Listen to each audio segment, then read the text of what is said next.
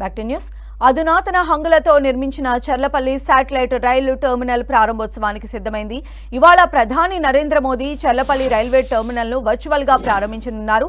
ఉదయం 10:15 జరిగే ఈ ప్రారంభోత్సవ కార్యక్రమంలో కేంద్ర మంత్రులు కిషన్ రెడ్డి, బండి సంజయ్ తో పాటు దక్షిణ మధ్య రైల్వే ఉన్నతాధికారులు పాల్గొనున్నారు. దాదాపు 430 కోట్ల వ్యయంతో చర్లపల్లి టెర్మినల్ ను అత్యాధునిక సాంకేతిక పరిజ్ఞానంతో అభివృద్ధి చేశారు. ఇక్కడ ప్రయాణికులకు ఉచిత వైఫై సదుపాయం కల్పించనున్నారు. ఇక్కడ ఫుడ్ కోర్టులు, రెస్టారెంట్లు, ప్రయాణికుల కోసం waiting AC, non AC halls, reservation కౌంటర్లు, టికెట్ కౌంటర్లు ఏర్పాటు చేశారు. ప్రస్తుతం 2 MMTS ప్లాట్ఫామ్లతో కలిపి 9 ప్లాట్ఫామ్లు, 2 ఫుట్ఓవర్ బ్రిడ్జ్లు, 6 ఎస్కలేటర్లు నిర్మించారు. చర్లపల్లి టెర్మినల్ ప్రారంభమైన తర్వాత 50 రైళ్లు ఇక్కడి నుంచి రాకపోకలు సాగించనున్నాయి.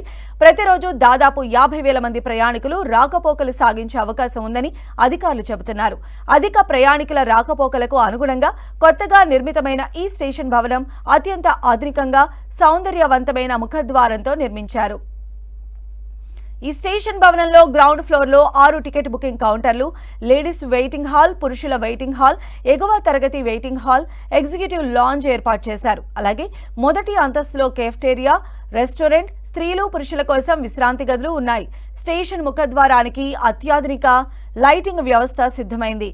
అటు రైళ్లను శుభ్రం చేసేందుకు వాటర్ హార్వెస్టింగ్ సిస్టమ్ను ఏర్పాటు చేశారు.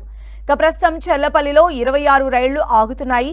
వాటిలో ముఖ్యంగా Krishna express, Guntur intercity, Kagaznagar intercity, Miryalaguda express, push pull, Sabari express, Satavahana, Kakatiya express, Lingampalli, Repalle passenger, Ghatkesar MMTS రైళ్లు ఉన్నాయి.